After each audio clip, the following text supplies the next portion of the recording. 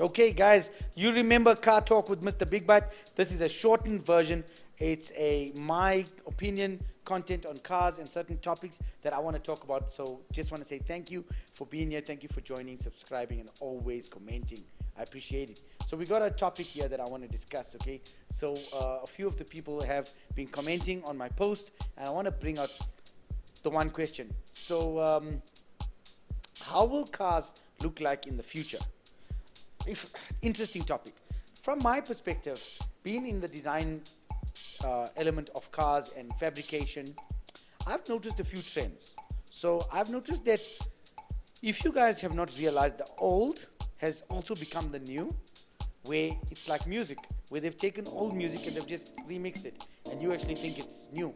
They have gone back into the archives and they've taken older model concepts. If you look at the M2 BMW carefully, the new one, and you look at a box-shaped BM, the M2 is a larger box-shaped version, in simple terms. If you go back and you look at certain select vehicles, you'll see elements that's brought into a newer shape.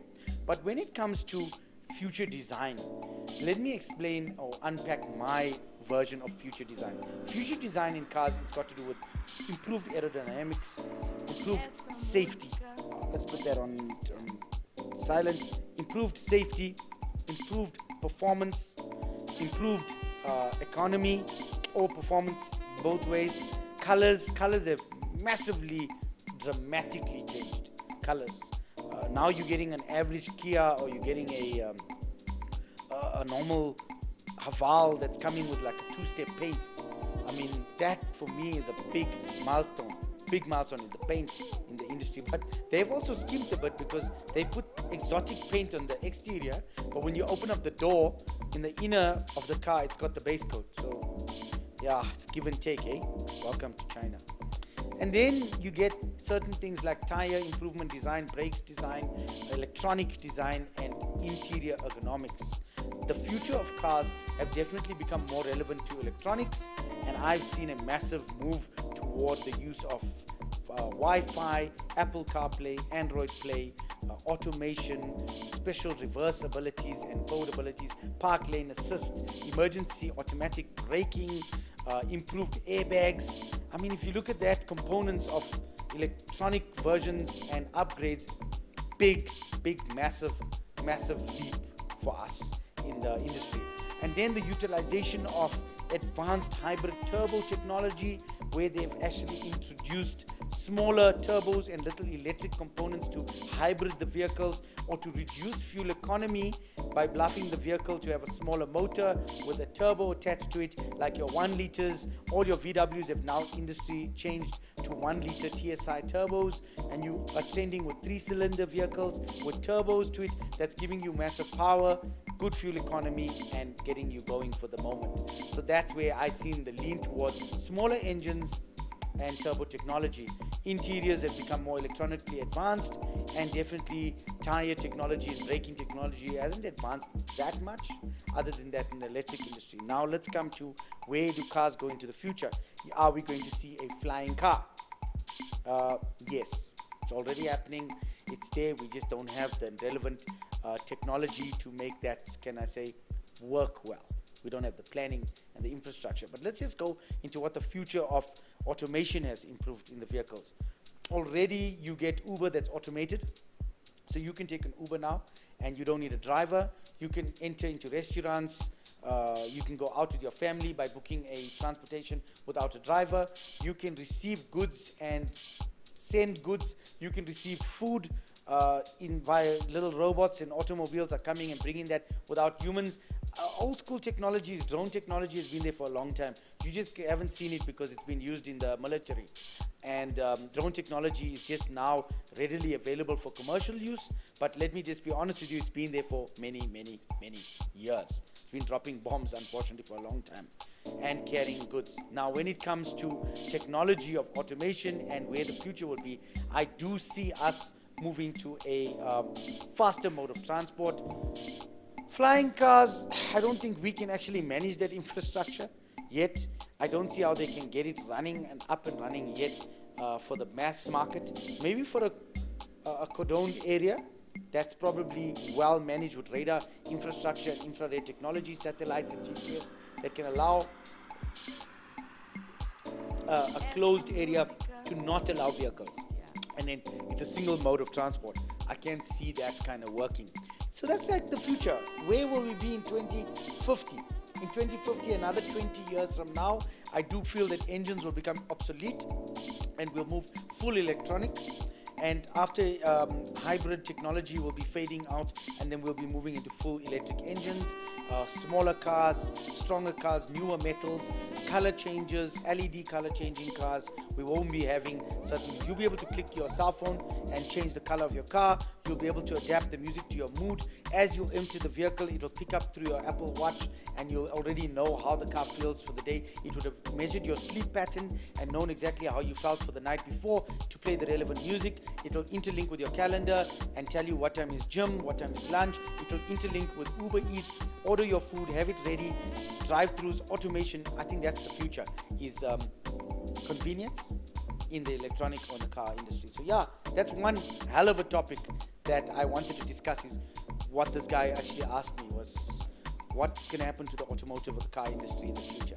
Hope you guys enjoyed that topic. Please drop out your comments and let's take it from there. Now, my producer definitely has a question for me, and it's an interesting one because, yeah, I think I'd like to give my version. So shoot, my man.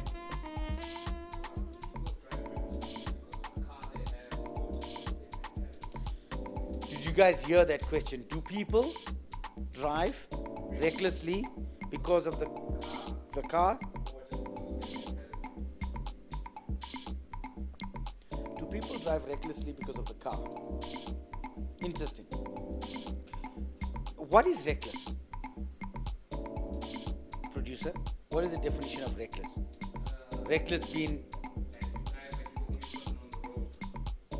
I think a car can give you a false perception of authority.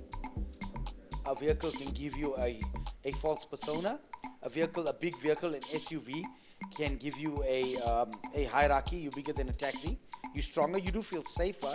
But it's all got to do with the character and the person in the vehicle. Because I've seen very petite ladies come out of very big vehicles that are very humble and very sweet about it, you know. So, and then I found some really arrogant people get into some really big cars and push everybody all over the road. And then the stigma of a BMW driver never knows how to use his indicator. And then a Mercedes driver and a VW driver always, you know, doing certain things, or the sound and the music and those types of things. So the car does suit the person's character. In my understanding, is that the vehicle that you drive tells a lot about the person. It does. And also the upbringing is very critical.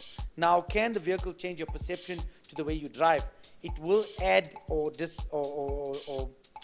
can I say, depress that value. So for example, if you've been driving a slow car or an averagely watted car, like a 70 kilowatt car, and then suddenly you upgraded to a GTI, which is like a 280 kilowatt car, that vast change in performance definitely gets you get used to it.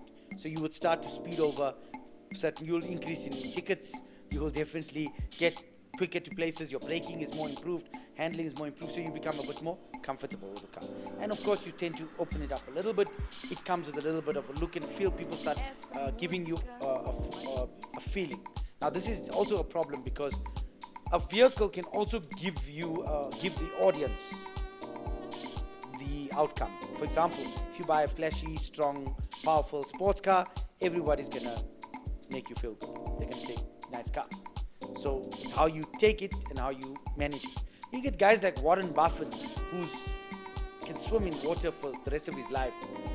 Swim in money for the rest of his life. But the oak is driving an old car. He refuses to upgrade his car, and that's it. And you get the likes of certain very wealthy, affluent people that do not see value in vehicles. And it's their priorities. But then be very careful, because Mr. Producer, let me explain something. Those same people have some really dark lusts, and it's not necessarily a vehicle. That oak could be spending tons and tons and tons of money on maybe a lounge suite that's probably massages him left to right.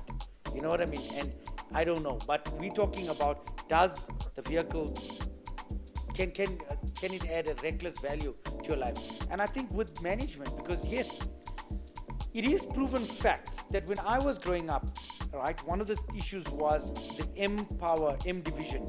The insurance company did not want to insure me for a vehicle, an M vehicle, if I wasn't over the age of 25. Because an M vehicle is an M performance vehicle. So an M3, M4, etc. are very fast cars, right? But those years, the M3 was the iconic car. And one of the clauses in the insurance was, if you're not 25 years old, and at one stage it even got higher, 30 years old. If you're not 30 years old, they won't insure you. So it's either your father to insure you. Now, why would an insurance company not want to insure you? Or why would an insurance company say you're high risk? Why? They don't know you. They only base it on age. So they're saying that you're not mature enough at the age of 25 to 30 to drive an M-powered vehicle or an AMG-powered vehicle or a higher sports car.